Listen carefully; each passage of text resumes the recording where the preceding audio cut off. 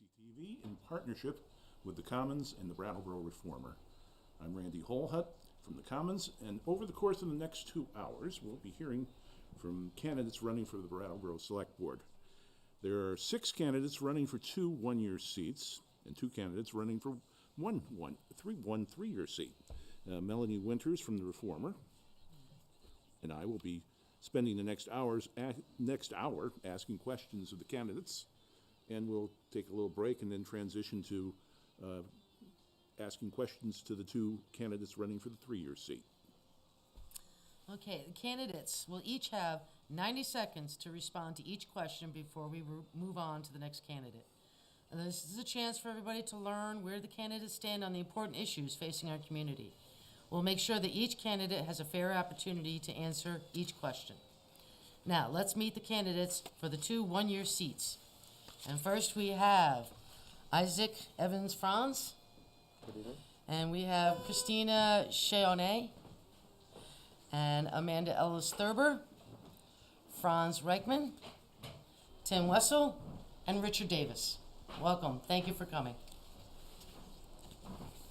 We'll jump into the first question, which is, in your opinion, what is the most important issue facing the town, and how would you address it as a member of the Select Board? And of course, 2 of you already have an inside track on that particular question, but we'll begin with you, Isaac. The biggest issue facing the town of Brattleboro right now is the budget. We're looking at a more than 12% increase in property taxes as the Select Board has advanced, and most of our incomes are not keeping up with this increase. As I've been knocking on doors around town in all of the districts, and this is what I'm hearing from folks here. I was talking to a guy up on Marlborough Avenue the other day as he was getting snow off of his roof, and he came down and he said, you know, we're looking at moving because we can't afford these increasing taxes. So that would be the number one thing that I would say. And in terms of how we address that, I think the Finance Committee has had some really good input on this. The representative town meeting elects the Finance Committee, and they put together a statement that was unanimous that they put out. And I read that at one of the January and one of the February Select Board meetings. And one of the things they talk about is the need for long-term financial planning. So really looking at what are the impact of the decisions that we make this year on future years. And the other thing is to look at, in terms of how do we cut that budget, we really need to look at what's most expensive, where are the biggest opportunities for savings that are going to have the least impact on our town. Thank you. Christina? Thank you. Thank you for that answer, Isaac. And I would agree that it's the budget, but I'm actually going to go with a different answer, which is that it's the divisiveness in our town, and that it doesn't matter what issues we have in front of us. If we continue to fight each other instead of the issues, we are not going to get anywhere. How I would address that as a Select Board member is in a lot of different ways. The first thing that comes to mind is that I want everyone to feel like they have equal access to the Select Board as the decision-making body, and true access means that you feel welcome when you're there. And I would like to work on the decorum of Select Board meetings just by doing simple, welcoming, kind things when people come and give their comments. And sorry, I saw the yellow card. I would like to, you okay there? This is one I'm just not, I'm a strong finisher, but I start off a little rough.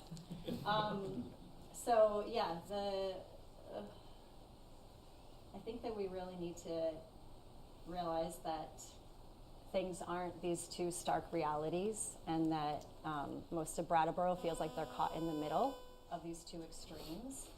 And when we approach every single issue, we can't do it from the way that we've been doing it, where if you feel, okay, I will stop now because I'm sure we'll get into all of that later. Thanks for bearing with me while I warm up over here. Okay. Amanda? Would you repeat the question, please? Yes, in your opinion, what is the most important issue facing the town, and how would you address it as a member of the Select Board?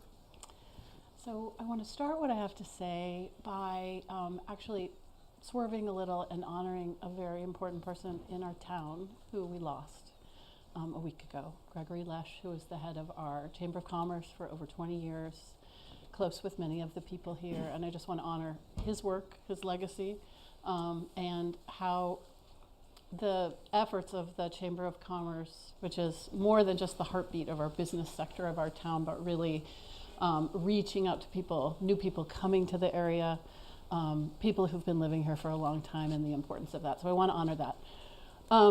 I agree. My heart hurts with the way we're talking to each other. It's not possible to solve problems. It's not possible to plan for our future when the polarizing, vitriolic nature of our communication is the way it is right now. I see it as a reflection of what's happening in Washington, of a reaction to the authoritarian regime of Donald Trump, and we are starting to all talk like that, and that's just not possible. It's not possible to get along, and it hurts my heart, and I know there are other people in our community that it hurts their heart too, and they want to see us be able to plan for the future, work on the budget, the basic things of government, but also to welcome people into our community. How can we welcome people into our community when we're fighting bitterly? So let's all get off our screens and talk to one another. Thank you. Okay. And Franz, this is an easy one since you're already on the Select Board. So what is the I most am important- already on the Select Board, and I guess, it's hard to, as far as the work of the Select Board goes, I think the single most important item is the budget. It's every year, doesn't come and go, and it needs to be done in a way that it's not just the numbers. It's not just, well, it's a 12% tax increase this year, it was 4% last year, or last year it was the school board that went up so much. And all that is true and all that's important. But what's really important is how does the budget relate to what kind of town we're going to have, what life is like in Brattleboro. And then, of course, that draws in a whole lot more than just looking at a set of numbers. And it invites a budget process that every year looks at what are our priorities, what's important for us now to accomplish in real terms, and also what's on the horizon. And the idea that we have to look towards the future, I think, is a very important idea that Isaac brought up. And have this done in a structured way so that every year we know that we're evaluating priorities, we're looking at the long term, and then we use those perspectives to establish the annual budget for the coming year. I think that's the biggest single task that the Select Board has. Tim. Thank you, and thank you to the Commons and, of course, BCTV, which helps make all this happen for us. It's really valuable. And I thank you to my fellow candidates mentioning the vitriol. It's been really tough. It continues to be tough for all of us when people are just yelling at each other, whether it's writing, kill cops on a parking meter, or it's insulting and threatening harm to non-binary members of our community. None of it is acceptable, none of it. And so it's, with that atmosphere, it's hard to concentrate on what I think is extremely important, and that is the budget. We agree on that largely, that it's very important on the agenda here. So the budget currently could use, I believe, another person who is a fiscal conservative, a fiscal watchdog. I don't personally lay blame at the feet of the current Select Board on any one particular decision. It was indeed a perfect storm of financial situation with incredibly high expenses, having to deal with a trash issue, just one thing after another. But I believe that if I get on the board, I can hit the ground running because I've served on the board 6 years. I was known to be a fiscal conservative and a fiscal watchdog then, and I'll be that again. I'll be ready to go as soon as I'm elected. Thank you. And our other incumbent, Richard. The budget for sure. I mean, it's a quality of life issue, and it stares people in the face every day, and people are afraid that they won't be able to afford their property taxes, and that's a real concern. Now, the select board, the past year, I think we did the best job we could do, but it's still not enough. I mean, 22% down to 12%. 12% is still a hefty increase, and it's a lot. But it was a collaborative effort. The town departments, the town government departments, gave us 58 recommendations for where we could cut the budget. I mean, they did a lot of heavy lifting and they did a lot of homework, and I believe that that's probably the best we could do, because the next step is cutting personnel, and I don't think that's the right way to go, at least not right now. And the other issue that relates to the budget is we have to have more long-term planning. We have to create some kind of template that's going to be practical for us to use for the next 3, 4, or 5 years, even longer, so that we know where we're going. Okay, thank you. Our next question, we're going to allow the candidates to talk a little bit about themselves. Christina, we're going to start with you. What unique skills will you bring to the board? Well, I will not take your feedback personally. That might bother you sometimes, but what happens when you take it personally is that you get defensive about it, and I welcome feedback and critiques of how I'm representing you as an elected official, and I actually love hearing from people who disagree with me, and I can almost feel my brain changing and growing as I hear other perspectives and other people's experiences, and I am really excited to have an opportunity, if you elect me, to bring this to the board, this idea that if someone has a different experience than you, it does not invalidate your experience, that we can all disagree and have completely different opinions and experiences and make our decisions stronger because of it. And I'm excited to see more of that. Okay, thank you. Amanda, what qualifications and unique skills do you bring to the board? Yeah, so I've been in Brattleboro for 30 years, working with my husband on our diversified organic farm. Being a farmer brings a cool skill set, especially if we're talking to about budgets. So sometimes you really have to, we have had to deal with shortfalls of money, and we've had to constrict our operations in clever and scrappy ways in order to make do, and to get to the other side for a fruitful and more long-term future. So I think I bring that, and I think that's kind of a unique thing.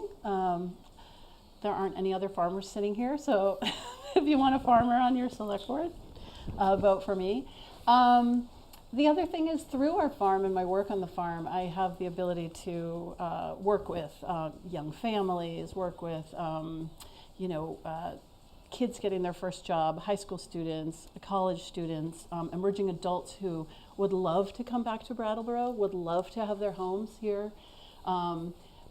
But we have this unaffordability piece happening right now where it's almost impossible to get a head start. And it's also on the other side. I work with a lot of people, the seniors as well, who like to buy ice cream from me and tell me how unaffordable it is. So we have a lot of jobs to do. And I think putting me on the select board would be, let's put our heads down, let's get to work, and let's do some problem solving. Yeah, thank you, Amanda. Franz, what unique skills do you bring to the board? I'm fairly certain that I'm the only person up here who's ever done a tracheostomy on anybody. Now, that's not a core select board skill, but when you need it, you need it. So, anyway, Which is to say, my background is as an emergency room doctor. It does bring a particular sort of connection to the community and a window into just how things work for people in a lot of different circumstances. Now, that wasn't in Brattleboro, it was in Keene, but close enough, I guess. As far as actual personal attributes or skills, I think maybe the most directly relevant thing is that I really enjoy talking to people. I've had conversations with a number of people here in the room, and I just finding stuff out, seeing what perspectives people have, hearing different opinions. I like that a lot. It's actually been the most fun part of this job. So in that vein, I'm a little sick of talking about my office hours, but I think it's important. So I will mention once again that twice a week I sit at the Works downtown, and anybody's able to come in and talk to me about any subject they want. It's really been, that's been a lot of fun, and I invite people, even now, to approach me with their thoughts on what's happening with the Select Board. Communication, I think, is a really big part of the job. Okay, thank you. Tim, you're next. Unique skills. All right. Well, thank you. I think that my 6 years of experience previously on the board and my 1 year experience being chair of the board in 2020 honed my skills for listening to people, for running meetings in a fair and democratic way, and I think that's would be what I bring the strongest to the board, to be honest. I also have a core memory of this being on the Select Board for so many years. It's that the loudest voices in the room are not always the voices that you need to be listening to. Sometimes you need to find those voices that come to your meetings who are trembling, who are nervous to talk, but they can say things that really get people thinking. And it's important to hear the quieter voices and not just the loud voices in any kind of room, in my opinion. The only other thing I would say is that, like a lot of folks up here, I'm embedded and invested in this community, all of us up here. Like Christina, I have a young child, I have a 7-year-old, and I also have a 35-year-old. So I have a lot of, did you know that? Yeah, I knew that. A lot of experience with how much trouble different ages as a father watching people grow up and be productive members of our society. And I have a red card now, so I'm going to be quiet. Thank you, Tim. And Richard, on to you. Well, I think that one of the qualities that I bring to the Select Board and hope to continue to do is to help with consensus building, and I've always operated that way my entire adult life. I've lived in this area for 46 years, in Brattleboro for 3.5, and all of that time I have been involved in human service agencies in one way or another. 20 years ago, Darrell Pillsbury and I founded the Windham County Heat Fund. We've raised over $1 million in that period of time. I've also created 2 other nonprofits, and they were very successful at what they did. I think that being able to use common sense to weigh very carefully the needs of the community against the community's ability to pay for what people want is a difficult task, and it's a skill, or call it whatever you want, but we have to do that, and I believe that I've been operating in that vein since I've been on the Select Board. Thank you, Richard. And Isaac, don't forget Isaac. Oh, I'm sorry. Well, I would welcome the opportunity to serve with any of the folks that you've just heard from. The skill that I bring is one of bringing people together, groups of people and individuals, for policy change that make our lives better. I've done that nationally, organizing libertarians, progressives, conservatives, liberals, to come together for policies that we've gotten through a divided Congress for peace and prosperity. And that's the intention that I bring to this work as well. And over the last several weeks, I've been talking with folks who are from all parts of Brattleboro, now, all sorts of experiences. Today I was at a place where folks are getting resources like hot meals and clothing and other goods, folks who are struggling, bringing together people in the community. Yesterday I was talking to business owners, a couple days before that, going up and down Main Street. And I want to hear from people, and I go out of my way to ask people questions and to learn about their concerns.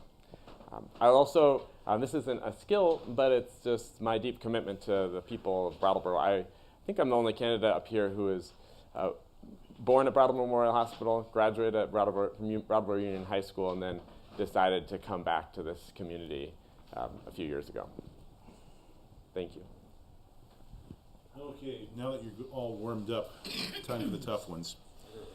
We got 3 budget questions here, since all of you have said the budget is the most important thing. Let's begin. The Select Board recommended budget that Representative Town Meeting will be hearing in March resulted in, as you've mentioned, a 12.1% tax increase. What do you think contributed to this outcome, and what, if anything, would you have done differently? And we'll begin with Amanda. Okay, thank you. Thanks for beginning with me. Yes, I appreciate the Select Board brought it down from 22% to 12.1%, the spending. I'm going to say trash. Trash was the bugaboo this year. I'm not satisfied with the trash. I will say, if you elect me as Select Board, I'd like to revisit the trash issue. We, as you know, may know or not know, Casella Waste Management is now our trash contractor. They were the only people who submitted a bid, and they had us over a barrel, as I think Richard Davis said, with really no choice. I would like to revisit that and see if we can cut costs in some way there. Perhaps there's another hauler out there. Maybe we can annex West Brattleboro and we all bring our stuff to the dump. Don't quote me on that. But anyway, so getting creative about it. And the other budget increase was obviously our need for more police officers. And I know that's upset a lot of people who are concerned about our general fund using revolving loan fund money for that. That decision, I think, met the moment. I don't think it has to necessarily be in the long term, but right now, a fully staffed police force was important for our town. Okay, Franz is one of the people who were present at the creation. So the proposed budget for fiscal year 26. Just to factually answer the question of what were the components in the proposed tax increase that the budget necessitates, there were, well, I would say 5 different things that accounted for most of it.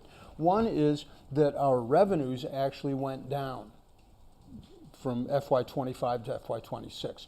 So that, outside of the property tax revenues. So that means that even if we spent the exact same amount year over year, that the tax rate was going to have to go up to cover the fact that the other revenues were going down. So there's one ingredient. The other 4 things were on the expenditure side, which were the trash collection that's been referred to, the additional expenses on the police force, the healthcare premiums for the town employees that we have virtually no control over, and also the pre-existing salary contracts that had been negotiated both with unions and with non-union employees. What would I have done differently? It's hard to come up with really good quantitative statements about, well, we should have done this or we should have done that. What I think we should have done differently was to look at more options on things. And not so much trash. That's actually one place where we did look at options. But I think we could have looked at ways to augment the community safety downtown with perhaps less expenditure. There's a lot more that could be said about this. I'll bet Tim is going to say it. You know me well. Well, actually, Amanda and Franz did a good job at sort of laying out the ground and the land we all live on right now. The one thing I would add with a big underline highlighter right now is to say that it's a fact that 67% about of our entire budget is staffing, okay?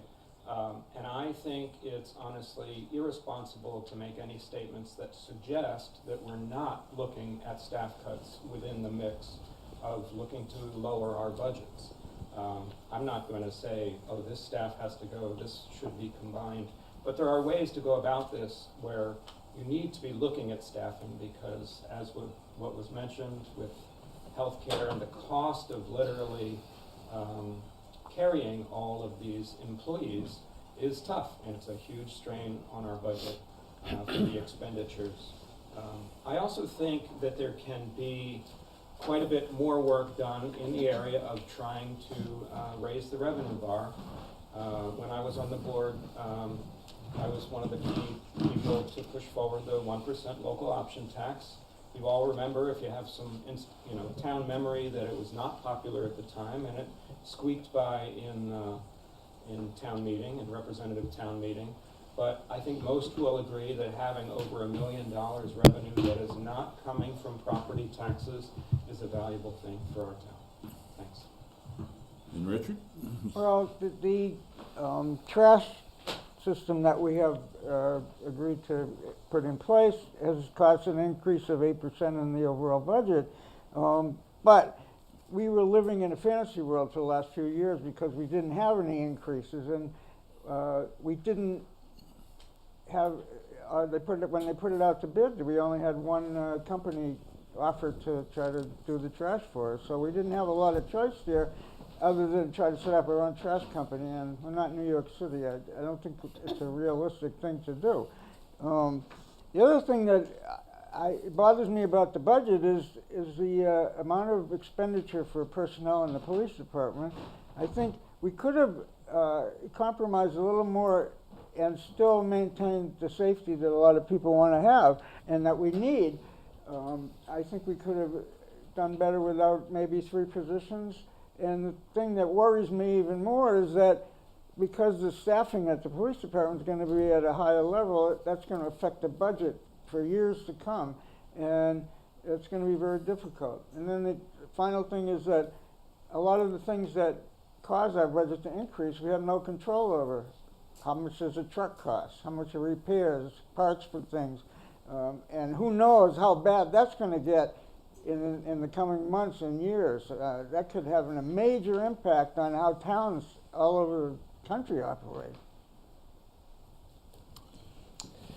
I had the opportunity to speak with some folks who were at the Selectboard meetings last September and who had spoken out in support of the Downtown Safety Action Plan that the police department put forward in increasing the number of police officers significantly. And some of those folks who had supported those increases have confidentially said to me, I didn't realize it was going to increase the taxes so much. And I'm wondering, could we do this incrementally? We have the Brattleboro Resource Assistant Team, the BRAT officers. I just chatted with them on the way up here in the municipal building. And, I'm interested in seeing how that works. It's 4 new officers who are going to be based downtown. And when I got a chance to do a ride around with an officer just last week and see the work that the police department is doing, but I do agree with some of those folks who had supported these increases in the department and thinking about, okay, so we're creating new positions that when we haven't even filled the existing positions in the past. So I think we need to look comprehensively, like some of the others here have said, at okay, what are the biggest expenses? There's been attention on that 2% of the budget for human services, but that leaves 98%, which is most of the expense. And Christina? Sorry to ask, but do you mind repeating the question? Well, that's the select board recommended budget for a town meeting in March is going to be resulting in a 12.1% tax increase. And what do you think contributed to this? And what, if anything, would you have done differently had you made the budget? Yeah, so there's the actual line items that contributed to that increase, and there's also some process decisions that contributed to that increase. I think that we need to look at every year's budget with not only the 5-year long-term plan right there in context, but also the 25-year capital budget in context, and the trash expense and the downtown safety action plan expense are both things that really should not have caught the town by surprise. The crime levels have been rising for years. This was not something that came this year out of nowhere. And the trash contract was expiring. In fact, they extended this expense 6 months. Oh boy, the yellow card's already up. Yeah, so much to say about the budget. But as a current finance committee member, I have a little too much to say about the budget. So in 10 seconds or less, I will make a commitment to rigorous process and facing these challenging moments by actually facing them, as opposed to deferring costs just so we are in the same exact situation during the next budget, or relying on non-recurring revenues that also just put us in the same exact place next budget season. Okay, that's actually a good segue into our next question. The next question. The Select Board reduced property taxes by using the unassigned fund balance or surplus, the Special Projects Fund, the revolving loan fund, and passed fees onto residents. Do you agree with this strategy? And we're going to start this one with a incumbent, Franz. No. And why is that? Why is that? Let's expand on that. Well,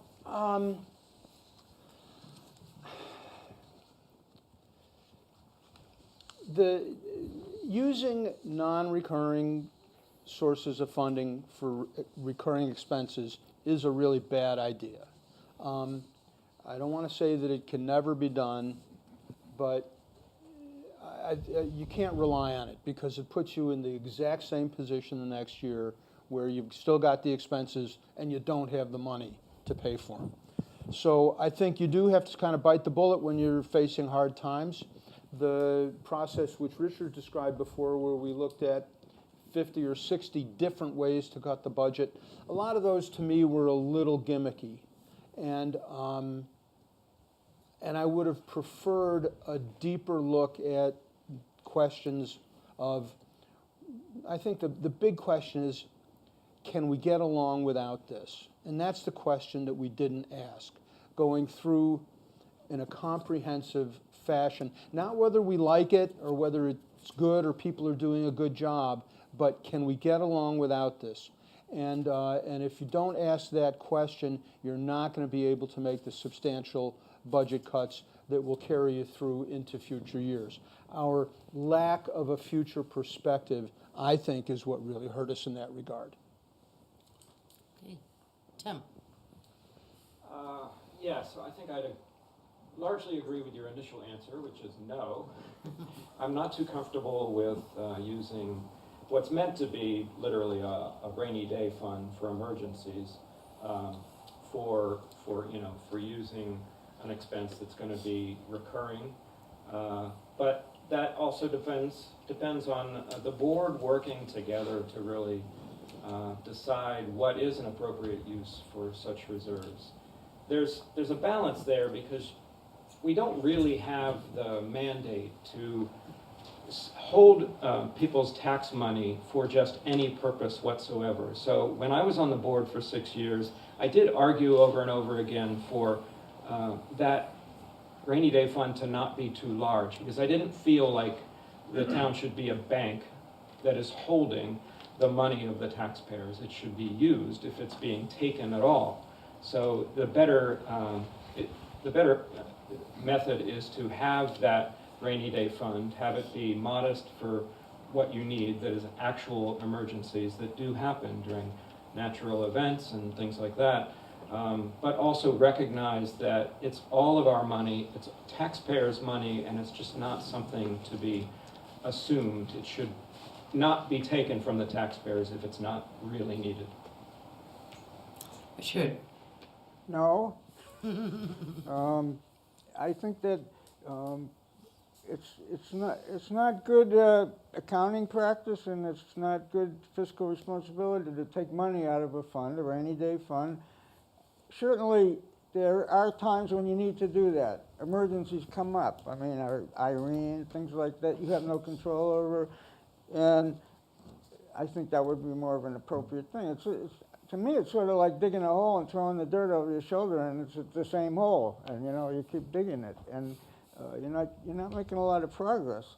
So I think that this is an area where common sense has to prevail, and that's what I've been trying to say since I've been on the board, is that if it doesn't smell right, there may be something wrong, and I think that my common sense meter tells me that we shouldn't be doing that kind of shuffling of funds unless it's absolutely critical for the functioning of the town and for preserving safety in people's lives.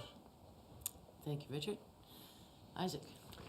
So the board voted 5-0 in favor of this budget, which included, based on what you've described, with taking funds from these accounts, these funds, the rainy day funds. So I do agree with everybody who's spoken so far tonight that that's not sustainable to be taking funds to pay for ongoing expenses. And we can see what's going on with our federal government right now. That we can't count on that sort of support. Like we really aren't going to be able to depend on the federal government to show up the way that we maybe have in the past. I'm thinking of a couple of years ago with the flooding, the storms, and I'm really grateful for the town of Brattleboro working with the state over many years, and planning was a big part of it to get that, the whetstone, the flood mitigation work that was done. So we and those sorts of investments are so important, but we do need to have reserves for when catastrophe and the climate crisis is real, and we're going to be seeing increased extreme weather events. And as the federal government, its decisions coming out of Washington, that's affecting people in this town, and we have 400 people living in Brattleboro who are unhoused, and we need to be prepared for the future. Thank you. Thank you. Christina? Yeah, so my answer would also be no. And the unassigned fund balance, otherwise known as the rainy day fund, otherwise known as the emergency fund, it does come with a guideline adopted by the Selectboard, I think in 2011, I could be mixing up my dates, but it specifically says that these funds should not be used for ongoing recurring expenses unless there are extraordinary circumstances. So like I answered the last question, I think that the safety in our downtown area, it didn't change drastically overnight. It had been a problem for years. So that I don't feel is a good enough excuse to have an extraordinary circumstance when we all saw what was happening downtown, and we have so many different people have been saying this needs to be addressed. I don't think there was anybody who wasn't noticing a difference. And the revolving loan fund could be used for actually giving loans to our residents who might want to open up a pop-up shop or start a small business, a small affordable business, and the idea is that they would pay those loans back. It's a revolving loan fund, so using a chunk of it to set up a substation for the police department, we won't be seeing that money back. So it's going to, our revolving loan fund just won't exist eventually. And then we won't have that opportunity to invest in local businesses. Okay, Amanda? Yeah, I don't think that it's fiscally prudent to draw down reserve funds like we've been doing. Our revolving loan fund is now down to 615,000. Correct me if I'm wrong. In fiscal year 2024, it was 1,800,050. It was over 1.8 million. So we have been. The collection, there was the 7.7 thousand for the substation, the 450,000 for the trash carts, and 80,000 to support a second year grant for the Chamber of Commerce and Downtown Business Alliance, which I think that 80,000 kind of goes into the original goal of the revolving loan fund. So economic development, loans to make our downtown more prosperous, more healthy, create economic opportunity. So if I get elected to select board, yeah, we wouldn't do that again. We need to get scrappier and ask like what Franz said. Can we do without in order to stabilize our excessive spending, which was based on need. But so I don't mean to. I'm not knocking you. You can. All right, that's all I'm going to say. Thank you, Amanda.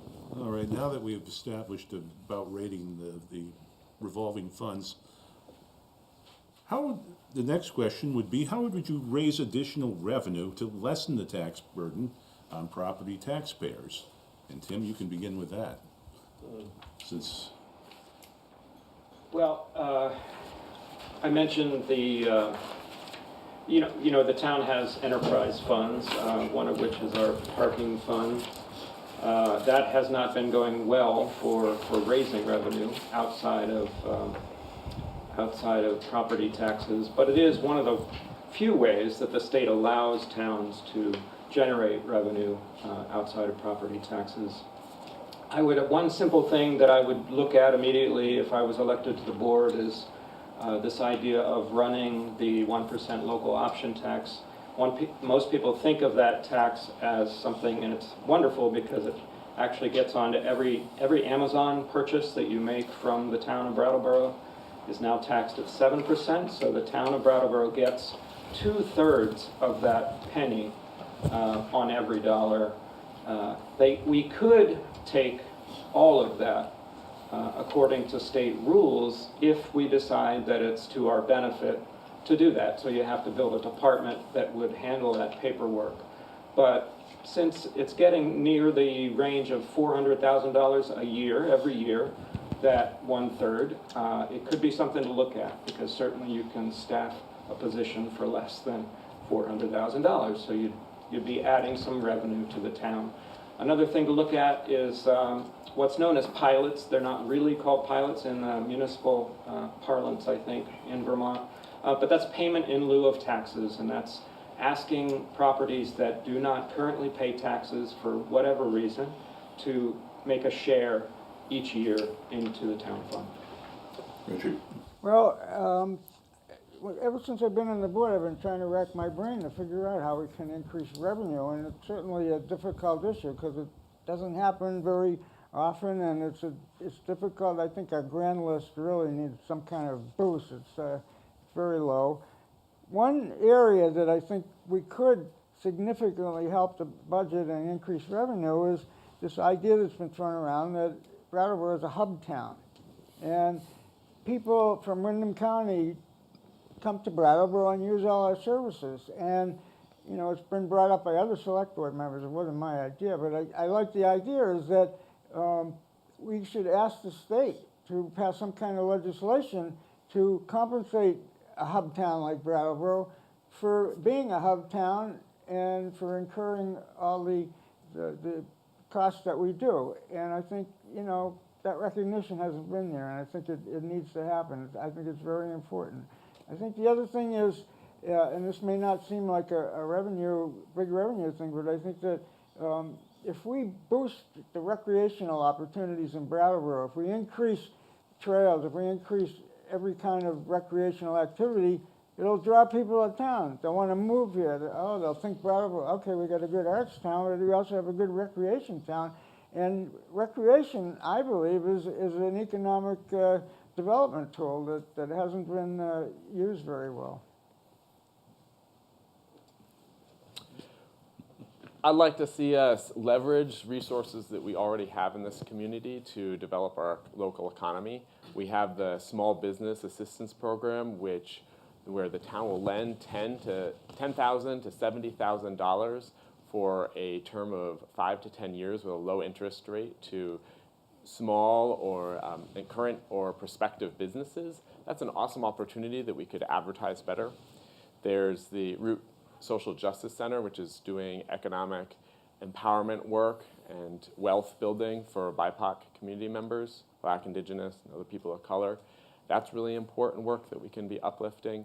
And I'm also interested in the work that folks like Chloe Leary at Winston Prouty Center are doing to expand housing, mixed income housing, so that we can grow our tax base and we'll also have places for people to live, since we're hundreds of units short. And we have a labor shortage in Vermont, so people need a place to live. Christina? Yes, so the revenues, the RTM Finance Committee is actually looking into how much loss of revenue is affecting our tax increases. And there'll be an interesting analysis on that in our report that is written for your town meeting reps, but every resident is welcome to read it. And I suggest you do if you're interested. It is about 30 pages, but you will understand more than you ever asked to. And one thing that I've always thought about for revenues is as much as we don't want to do this, potentially raising the costs of some of our services for non-residents. It's already a little bit higher than residents have to pay, for example, for the pool or for summer camps.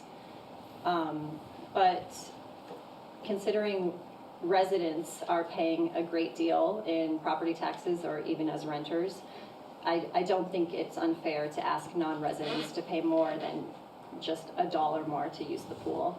I did appreciate one of the select board members' suggestion this budget season to start licensing cats, not just dogs, but cats. And I think the response on the board was kind of a chuckle, but that's the creativity that we need to consider. And my time's up.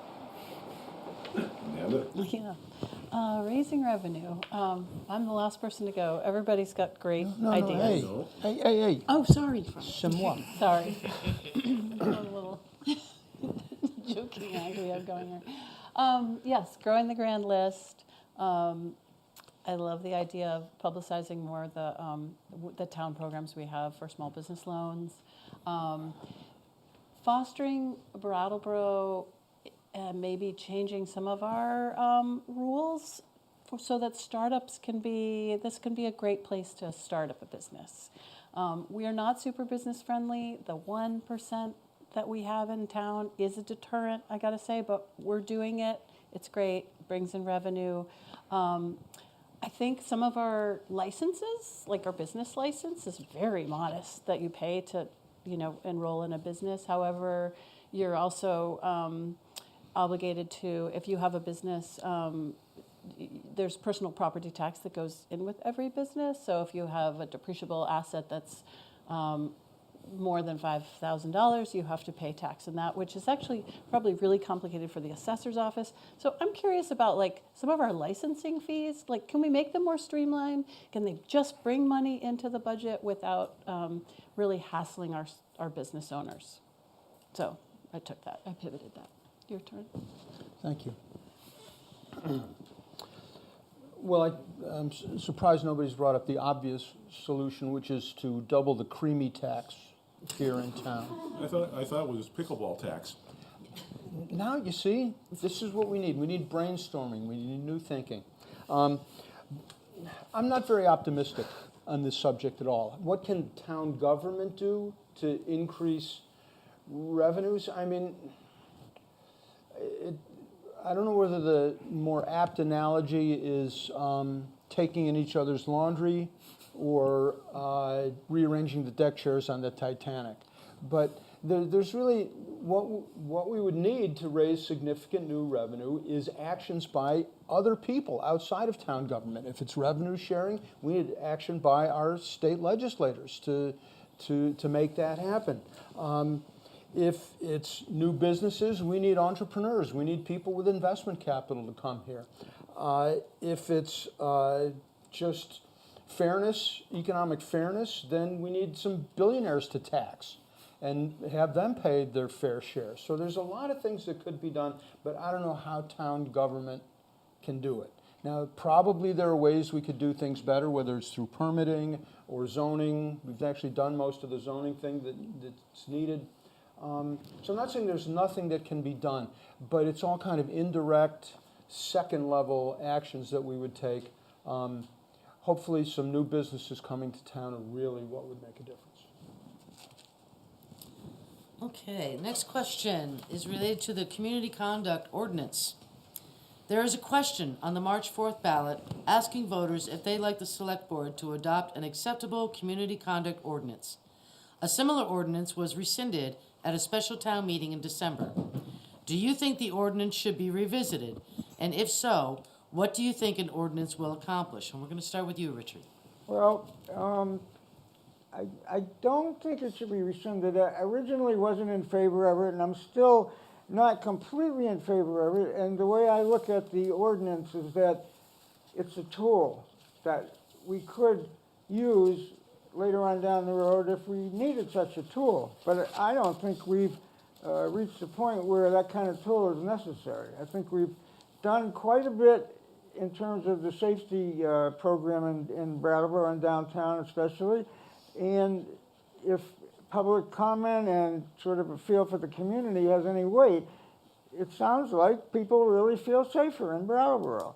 So I feel like we have some things in place. We need to let them play out because a lot of that, the fear, the lessening of fear was sort of in the wintertime when crime was a lot less. And I think the real test will be when spring and summer comes, and then we'll see if the new plan really does work. So I think the ordinance should just be on the back burner. Thank you. Isaac. No, I think it's time for us to move on. The representative town meeting, who voters elected, made a decision, and the select board then decided to put this back on the ballot. It's like if you don't get your way, you then have another vote until you get your way. It didn't seem quite right to me.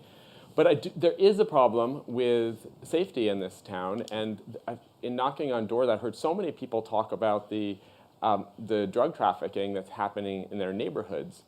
And that's, to me, the bigger issue that we need to be tackling. And we need to make sure that residents, neighbors, tenants, landowners, landlords, that they have the tools that they need in order to get rid of drug trafficking in their buildings. And one of those things is a state policy change that's needed. I've talked to Representative Ian Goodnow and others, folks who are property managers, neighbors, about the difficulties that you could have someone who's visiting a building. There could be 20 different apartment buildings there, and we have seniors and people with disabilities who are being really terrorized. They're not comfortable going outside their apartments because of trafficking that's happening in another residence. And it's not necessarily the tenant that's the problem. It could be somebody who's outside and taking advantage of that tenant. But unless all the tenants agree, they can't get rid of the trafficking very easily. Thank you. Christina. Yeah, thank you, Isaac, for bringing those issues up, that they are real and serious, and I know that our police department is working hard on those, but it is a struggle, and I would like to see more focus on those issues rather than what the behavior ordinance was addressing. And no, I do not think that we need to revisit that. And it's Yeah, the ordinance. It's a little concerning to me that that something so vague is on our ballot as voters, where the one place where we are a decision-making body just as residents. It's just a survey question, and a very vague survey question. And as you just asked us tonight in this forum, the question was, a similar ordinance was rescinded, but there is no ordinance on our ballot on March 4th. It's the idea of an ordinance is on our ballot. So when voters go to decide whether they would like an idea of an ordinance, that's all it is. That doesn't give us any information about what the people in Brattleboro would want in an ordinance. Would they want their town manager to be the person who decides who has access to public property or not?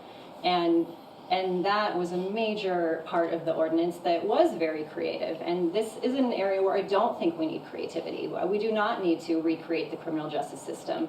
We can deal with its flaws and make it better, but not add a new flawed thing that we need to make better. Thank you. Amanda? I mean, I think the issue of the ordinance has continued on, and I can hear the sort of collective of, we're still talking about the ordinance. The original ordinance was flawed. I agree 100% with that, and I applaud the movement that you started because it really got everyone thinking about it more critically. I did vote for it in the special representative town meeting, and I think the general consensus at that moment, at that special representative town meeting, was Brattleboro is awake, and guess what? Representative town meeting actually isn't necessarily the entire town. In fact, it's only a fraction of it. So let's survey the town through Australian ballot in our March 4th election, and let's see what's on people's mind. A non-binding, as you said, information for the future select board. That would correct the flaws. It could be that, people say no, no to both of them, and then that's information. If yes, then we go from there. So that's what I think. Okay, Franz? I've been supporting the ordinance right along in its original form, and I think that there were some questions that needed to be answered, and that's what we're trying to do by breaking it into two pieces. The one piece addressing general conduct in the community, the other piece addressing properties where there are continuing problems of exactly the type that Isaac brought up. Drug dealers that we can't get rid of. How do they interact with the property owners, and what can we as a town do to affect that interaction?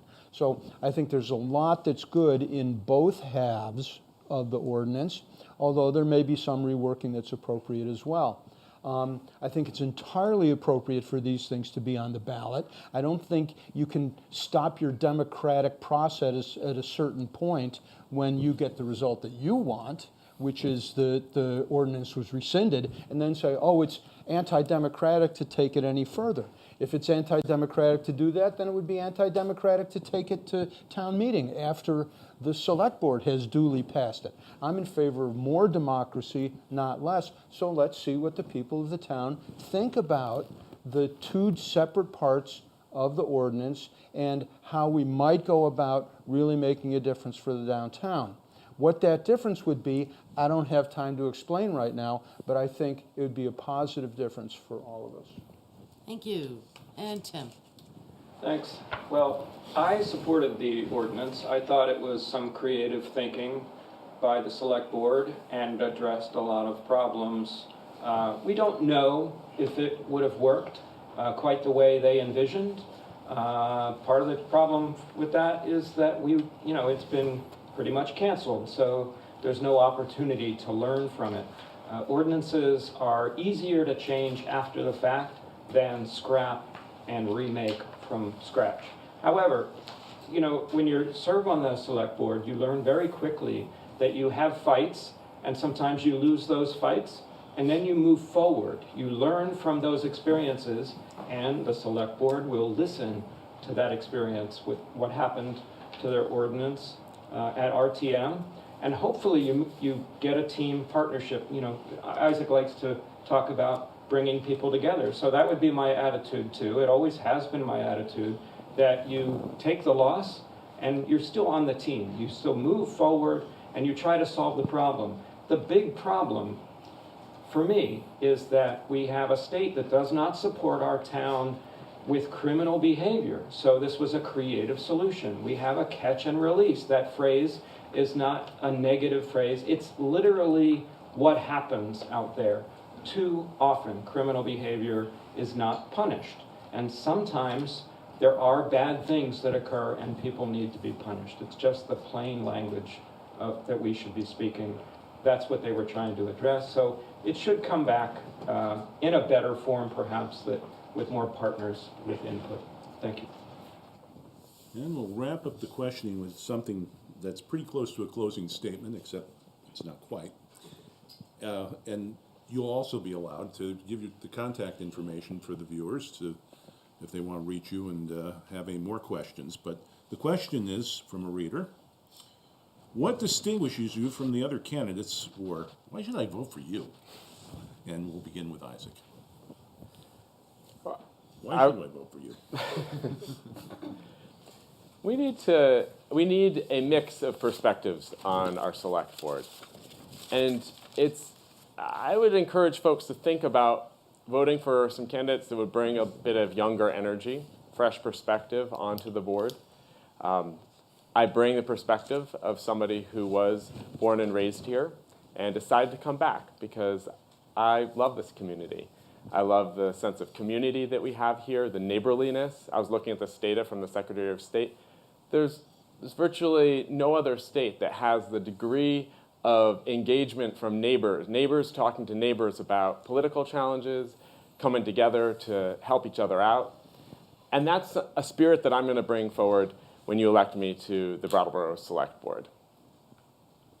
And how can people reach you?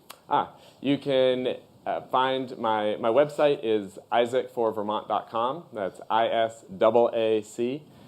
And you can also email me at team@isaacforvermont.com. Christina. Thank you. You should definitely vote for me. Let's see. I used to be a high school special ed teacher, and I have a gift to make things accessible and understandable to everybody. I ask questions. I think one thing is that if you see people up here and we all have a lot of the same answers, what really might differentiate you on a decision-making board is that you can get your point across and you can make it clearly. And that is something that I have had to learn to do. It does stand out to me when the incumbents are speaking up here about things that they think are important that we have not seen on the board.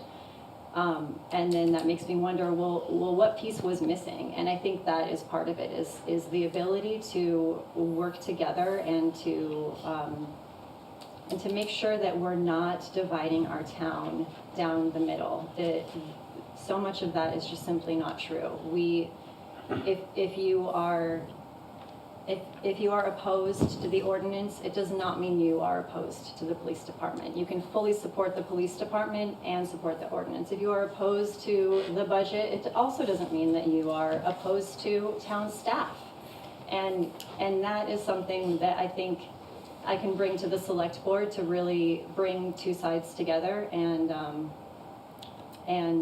I also am not here with a stance. I'm here with an ear to listen.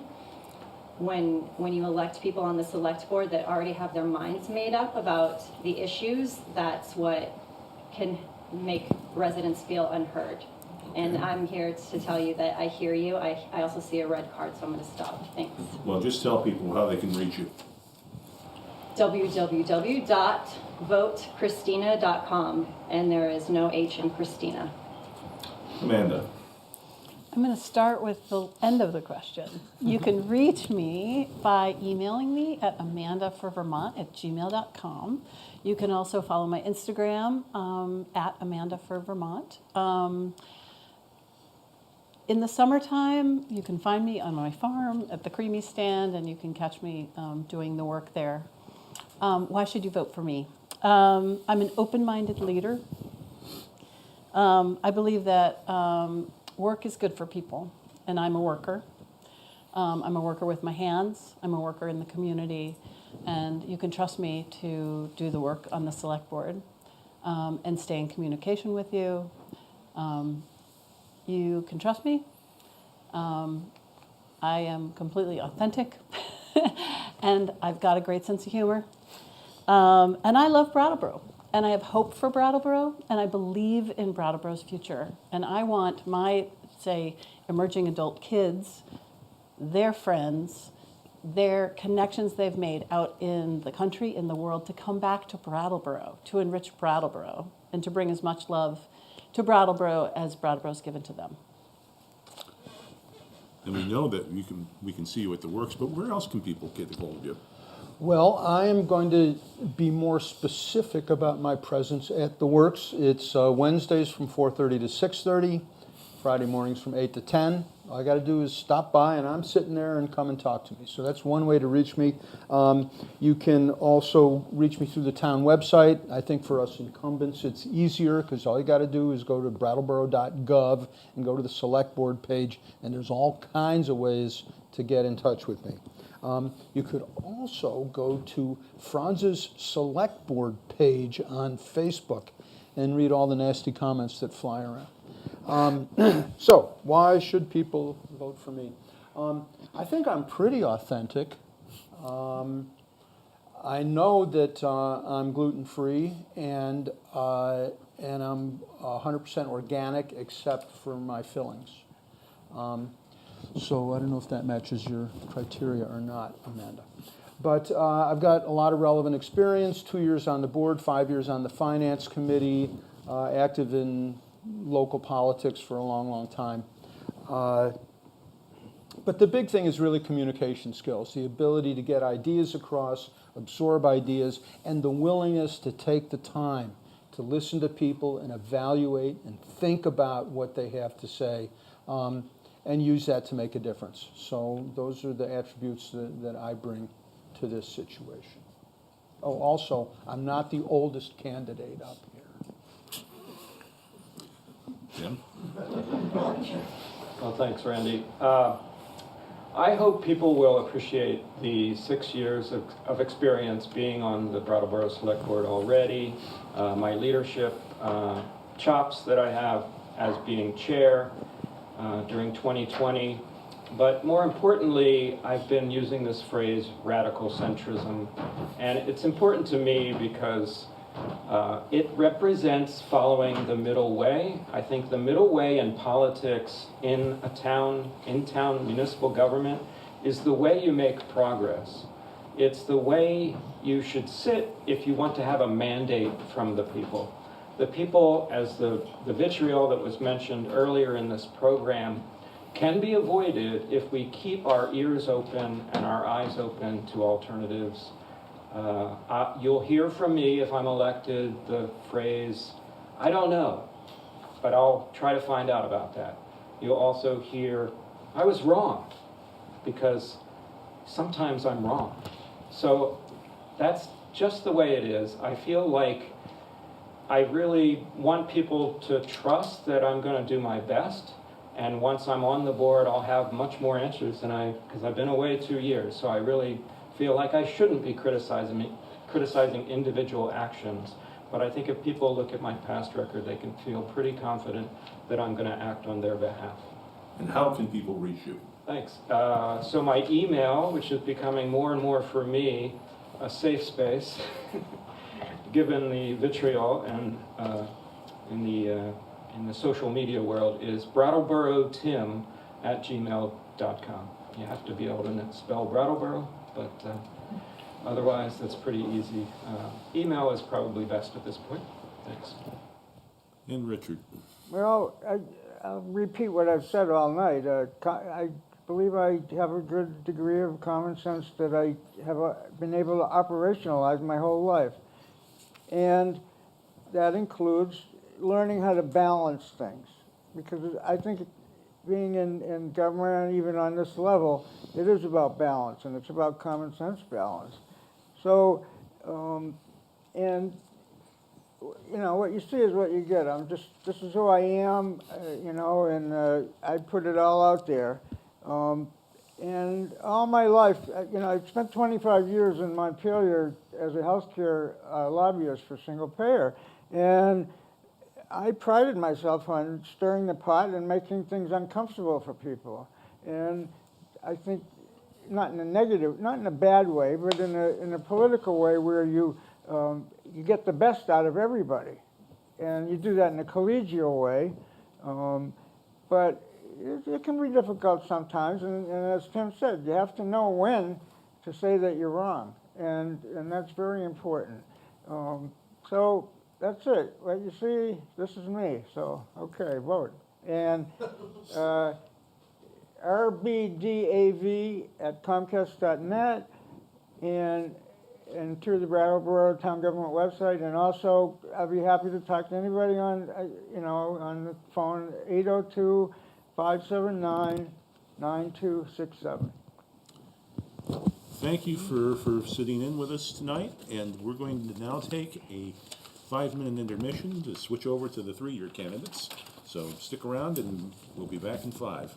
Thanks, everybody. Thank you. Thanks.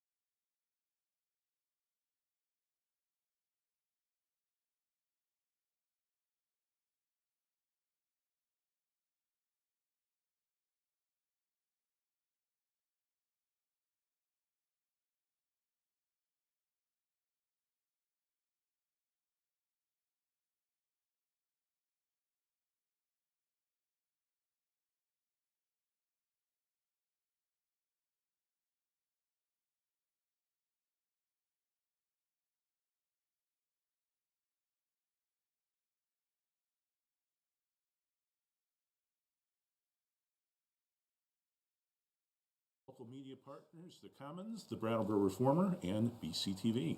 Before the break, we heard from the 6 candidates who are running for the 2 one-year seats on the Select Board. And now we're going to turn our attention to the 2 candidates who are running for the 3-year seat on the board. And they are Jill Stahl-Tyler and Oscar Heller. And we're going to be doing the same questions that we gave to 3-year ones, the 3-year candidates, so we're not going to crush you up with anything you haven't heard before. And we'll begin with the first question. So, Okay. I think I'm going to start with this one. okay. We're going to start with just an introduction of yourself. What unique skills will you bring to the board? Jill, we're going to start with you. So thank you for hosting. Good to be with you guys tonight. I'm glad we could be here with Oscar. Feels like a little congenial group when there's only the 2 of us. So the skills that I bring are, for quite a while, I've been involved in some sort of a leadership of organization. I guess I kind of started young. So always the school board comes up. I was a school board chair for 5 years, on the school board for 8 years. I think our budget was $18 or $20 million, so not that far off of the town budget. Also part of the leadership team in whatever I seem to get involved with, and from garden club to working with fundraising in the schools to lacrosse pasta parties at our house and all sorts of fun things going through the years with the kids. Professionally, I've been a small business owner for 35 years. I still have my own business, which is in international dairy training, which is actually a thing. And also full-time as executive director for a local nonprofit community house, which is about 50 to 52 employees and works with children with special needs and emotional skills. So I feel like I bring a wealth of commitment to Brattleboro and personal experience in managing budgets and organization. Okay, thank you, Jill. And Oscar. Thank you. And thank you to you guys for doing this and for everyone who's watching at home. I'm looking forward to chatting and answering some questions. A little bit about me. My name's Oscar Heller. I live on Elliott Street by the park. I'm a town meeting rep.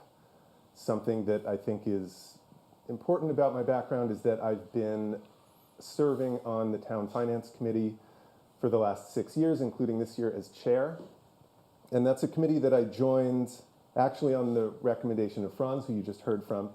But I joined it very intentionally, not because I love working with budgets or anything like that. I don't think there are that many people that do, but because I really wanted to learn how the town worked. I knew I wanted to contribute and to be involved, and I got the advice that it was a great place, a great way to learn everything about the town, and I think that's been true. So I think we have specifically budget problems this year. I think the Finance Committee experience will be very helpful there.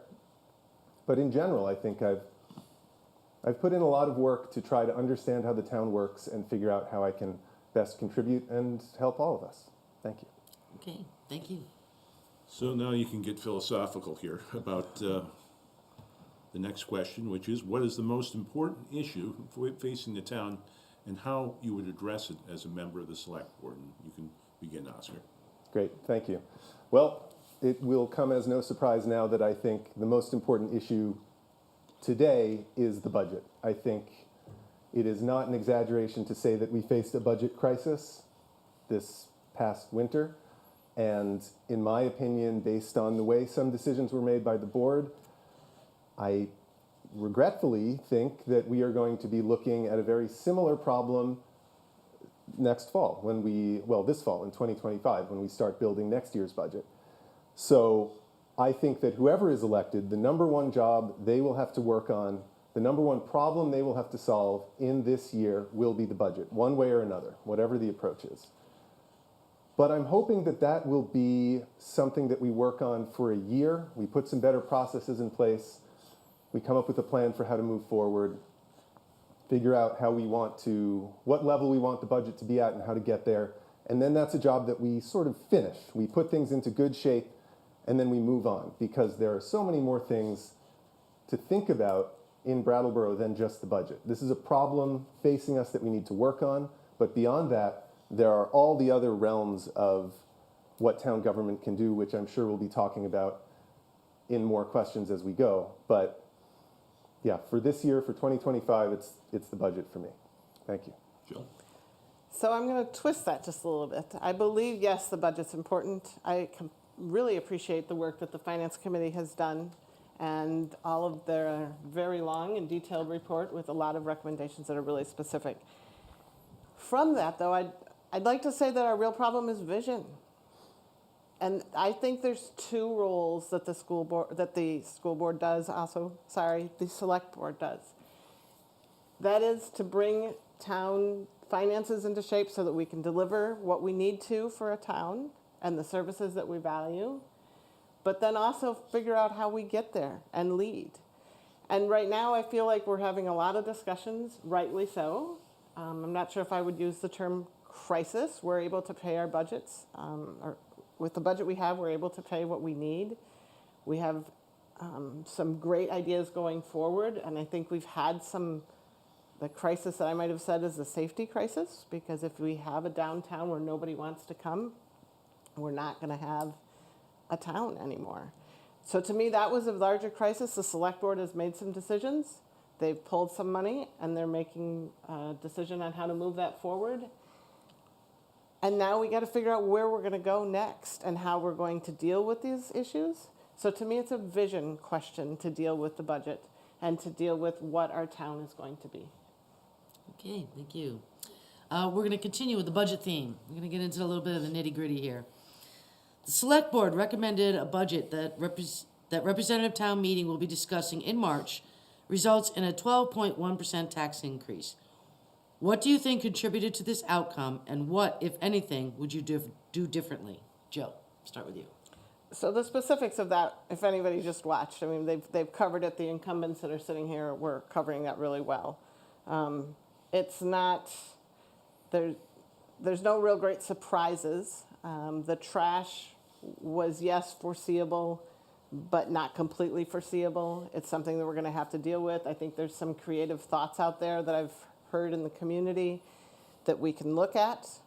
But in general, we're going to need to be a town that's more than just a community. It is a community, and it's more than just taxes and more than just thinking of how can we decrease everything that's going on.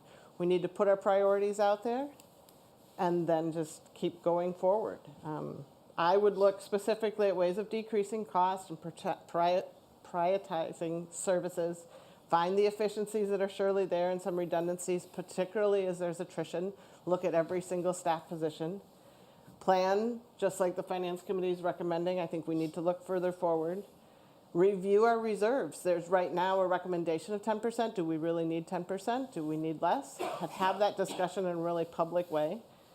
And then I really want to know our town costs for stuff that's very specific so that we can say that to, for example, the state, this is what it's costing us when we're doing the motel program. This is what it's costing us every time we go out with a Narcan overdose and what we're doing with our services here. Thank you. Oscar. Thank you. I want to bounce off of something Jill said in her previous answer quickly because I think it gets at something really important. Jill said that she doesn't feel there's a budget crisis because we're able to pay for everything that we're doing. And one of the things that makes town budgeting way harder than, when I do my own personal budgeting is that the town budget always balances because whatever you put in under expenses, you have some miscellaneous revenues and then everything else gets made up out of the property tax. That's just sort of how it works. I personally would describe the fact that we were even faced with the possibility of a 22% property tax increase.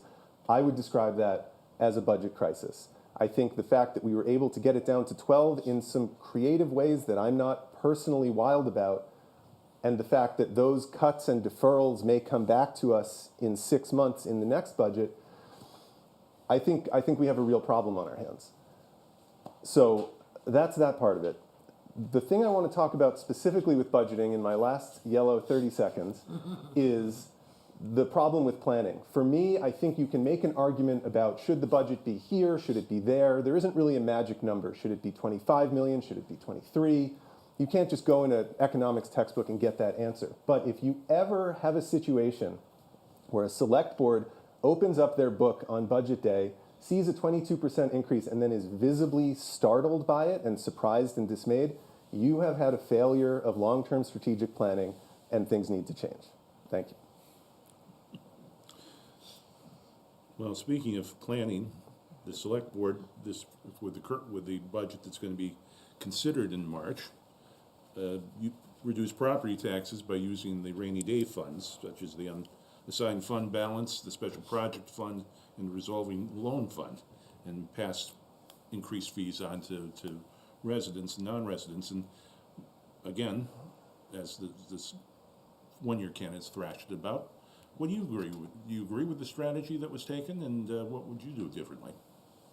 And we'll start with you, Jill. No, Oscar gets that one. Great, thank you. Yeah, I think you heard from the one-year candidates, everyone more or less saying no. I'm also going to say no. I was at those meetings. I was upset about those decisions at the time. We're writing our finance committee report right now and making, it's a pretty politically diverse committee, I would say. There is some substantial frustration across that spectrum about how some of those decisions were made. I think it's not the most responsible way to handle things. If you go down the list of the cuts that the select board approved, if we want to talk specifics, you will find an overwhelming pattern of, let's put this off until next year, let's pay this off out of fund X, Y, or Z, or is this something we can just not think about right now? And the reality is, some deferrals are meaningful. If you put off a new hire and say, and you can just keep putting that off, right? And then you've kind of saved that money and you haven't actually made that expense. But if you're putting off road repairs and you're putting off roof repairs, these are things that are going to come back with a vengeance, possibly worse than if you had fixed them in a timely fashion. The other thing is, of course, the use of these funds. I think anyone knows, let's say something happens at my job and I'm only making 3/4 what I was before. If I decide I can't afford to live in my apartment, I move and I find a cheaper apartment. I don't say, oh, I have money in my savings account. I think everyone knows that that's just not a good policy. So I was really disappointed with those decisions, and they're not things I would look to do if I'm on the board. Thank you. Jill? So repeat exactly what you want me to answer, 'cause Well, we're going all over here. of the decision by the select board to reduce property taxes by using the unassigned loan fund, which balanced the surplus, the special projects fund, and the revolving loan fund, and passing fees on to residents to help cut the impact down to 12.1%. And is that a strategy you agree with, or would you approach it differently? So I think we were in, they've called it a perfect storm, I believe was the term that one of the incumbents used. I think that's true. And so are we going to be in that exact same position next year? I don't think so. Many of the things that happened are not going to be repeating in that same way. There's not a surprise of trash being that much. There's not, hopefully, health insurance won't be jumping by that much, although it may. So I can't disagree with anything that Oscar's saying, that we need to plan, that it's not a good idea to be sucking down from the funds there. Absolutely agree. I also think it's valuable for us as a town to revisit the whole conversation of exactly how much we want in the rainy day fund, and then make a plan and go for it. Is 10% the number that we definitely want? And I know that was the number that was come up with several years ago, 10, 15 years ago. Is it still the right number? Have we researched that lately? Is it the number that we need to go back to? And we'll get there and figure out how we're going to get there and keep going forward. So it's not a strategy that works really well for very long-term planning. It could be argued, and it could be a question that the town is going to have some input on right now with a ballot question. We were in a crisis situation, which I don't even like this word crisis, but the only time I'm going to use it is the crisis situation of downtown and what we saw. And when you get to the point where people are no longer wanting to come downtown, and we get to the point where we don't have a town, if people don't want to be here anymore, we have to look at what we're going to do. Okay, thank you. And we're going to stay with the budget theme for another question here. There has been a lot of talk about reducing the human services budget to find cost savings. Are there other parts of the budget that should be looked at for savings? Jill? So yes, somebody pointed out quite correctly, 2% versus 98% of the budget. Obviously, you have to look. Pretty much any business, any entity is going to look at it, and the first thing is your personnel cost and your staff cost and your benefit cost. Contract negotiations are coming up, and that'll have to be looked at just like it's being looked at by every single business around. The health insurance increases were as high as 22%, depending on which plan your business might be providing to the employees. Health insurance is a killer, and we need to do everything we can as a select board and as a town to speak up and try to get that under control, but that's a statewide problem that needs to be addressed. Every time staff leave, every time we are looking at positions, yes, we have to look at positions. I also hear what the board was saying, and not just quickly saying, okay, we're going to cut staff immediately across the board, but it is something we have to look at and see what makes sense. Revisit which ones are our priorities. But then to me, the answer comes more on the seeking more revenue and figuring out more on the revenue. We can talk about decreasing costs and tightening belts, and we do have to do that, but a vision takes us somewhere further and doesn't just look at the decreasing. It looks at what else we can do so that we can become a more viable town. Okay, thank you. And on to you, Oscar. Yes, thank you. I think it's actually a great opportunity for me because I have read headlines. The Finance Committee released a statement, and I've said things at select board meetings, and I've seen headlines that say things like, Finance Committee says cut staff. That's not really how I feel or what I was trying to say, but I think the board made a mistake. They directed the town manager in no uncertain language, bring us a list of cuts, do not bring us anything that will result in a reduction of staff for various reasons, which I agree with to different degrees, but which range to the degree of it is immoral to consider cutting someone's job because it's their livelihood. I have a huge respect for town staff. I'm friendly with many of them personally. I'm asking them questions all the time on the Finance Committee. I do not for 1 minute think that there is dead wood on the town staff that needs to be cut or that there are easy cuts to make. But the select board said in unison when they got that budget, this is too high. We need to bring this down. And if you decide that something has to come down, you have to do it sustainably. Otherwise, you're not really doing it. So we have to have those hard conversations and ask ourselves as a town, it gets back to vision, what do we need? What do we want? What do we feel like we can afford? And then it's just a question of prioritization.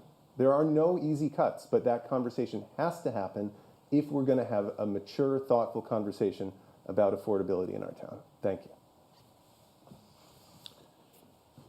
The board, we've been hearing a lot of talk about downtown, and the board's been focusing a lot on the various issues downtown. But what have you been hearing about people who live outside of downtown Brattleboro, and what problems are they experiencing, and how do you think town government can support their needs? And I guess you're up. Oh, this is a new question. I'd like to mix it up a little bit. Yeah. That's a great question, and I really appreciate it because it does, I mean, I live 2 blocks from downtown, but it's still, it kind of hurts me to hear when the focus is always on downtown. Downtown business is the engine of the economy and et cetera. There is a lot of really excellent stuff going on in Brattleboro, and much of it does not happen in downtown. As far as specific problems, people aren't seeing the same things that they see downtown. I don't think there's the concentration of poverty or the concentration of sort of low-level crime and visible drug problems. But the affordability problems are hitting people everywhere. I think people who live further from downtown deal with very different problems. I mean, I was driving around today trying to get between Route 30 and West River Road, and you go down some of those dirt roads in between there, it is a mudslide. So that is something I've never had to deal with as someone who lives 2 blocks from downtown. But, you know, we have gravel roads in town that don't can't be maintained in the same way during winter, to take a simple example. And then, of course, services are very different for people in those areas. And I think if I can pull out one specific, I have heard secondhand, and haven't been able to verify yet, but that the town has in fact moved ahead with cuts to its funding of the mover. And I still need to track this down and figure it out, because I remember the board specifically not cutting that at their meeting, but that's something that would drastically affect people who live in more outlying areas. And I hope it's not true, and if it is true, that we can reverse it. So thank you. Jill? So problems that people have outside of downtown, I think we need to focus on the whole town when we talk about downtown problems. So people in West Brattleboro, we have our own little commons actually, but we have a bunch of businesses in that corridor as well, that they could have great expansion in that area. That's an area that has a lot of traffic going up, particularly at this time of year. And I think they would love to feel the same support that we've been talking about for downtown, and bolstering their economy and helping focus and get people out there.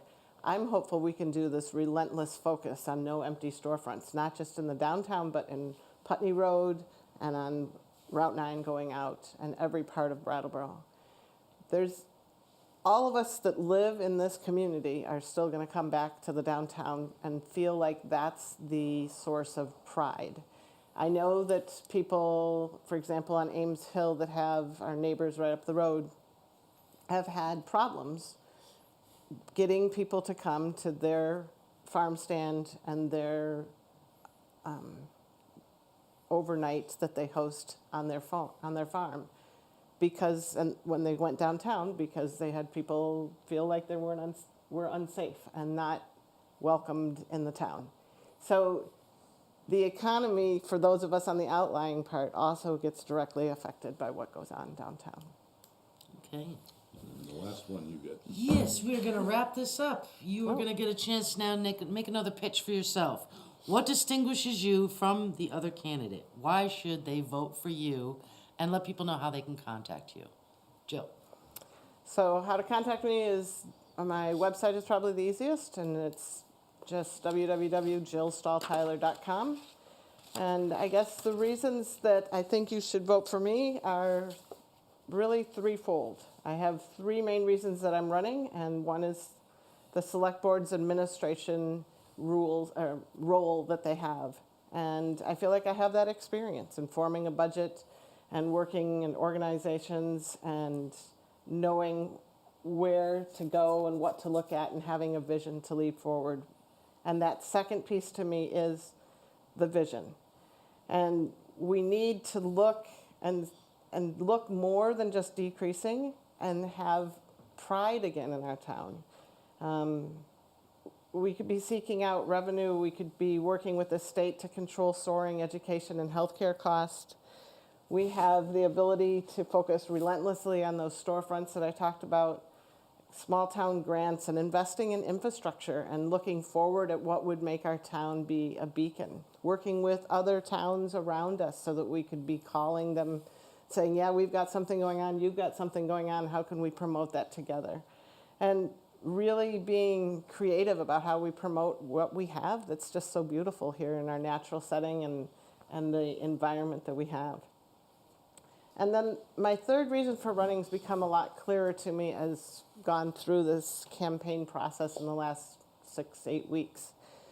I'd like to focus us on collaboration instead of confrontation. And the divisiveness that we see in the town is really painful and difficult for us to all feel proud and to go forward and to be a town together. So I have several ideas specifically. I'm not fighting for anything. I'm not going to run around talking about crises, but I'd like to bring us together and make politics boring. Oscar. Thank you. I think I've talked a little bit about my experience and the ways in which I think it could be valuable to the town. But I want to talk about something else instead, which is that I've worked really hard throughout my life to build the skills of being someone who can work well with other people, who can get along with people, with someone even when I disagree with them.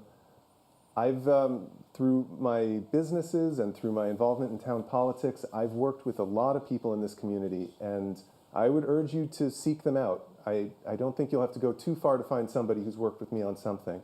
And I hope that they will say what I believe to be true about myself, which is that I'm an open-minded person who really believes in the power of working together and coming together as a community to tackle these big problems. So I just want to reassure and you know, Jill, I'm completely with you on the problems dividing our town right now. And sometimes people have a real difference of opinion and it's time to have a fight. But I think things have gone a little past that point, and there's a great deal of common ground that we all share, even politically, that I think if we could all take a step back, we would recognize. I mean, this is a liberal town in a liberal state in a country that's being torn in some very disturbing directions right now.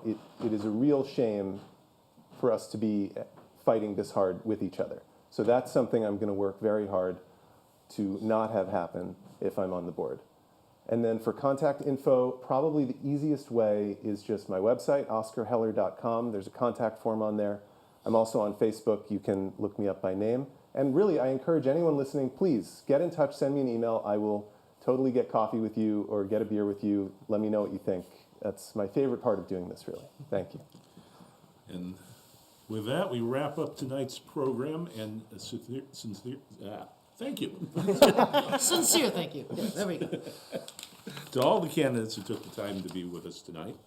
And the recording of this live stream is going to be available immediately on Brattleboro Community Television's YouTube page, and it will be up on their website, and it will be broadcasting and broadcasting and broadcasting some more on Comcast channels 1078 and 1079 in the coming days before Election Day. And just as a quick reminder, Election Day is Tuesday, March 4th. Voting in Brattleboro will take place at the American Legion on Linden Street from 7 a.m. to 7 p.m. Thank you and good night.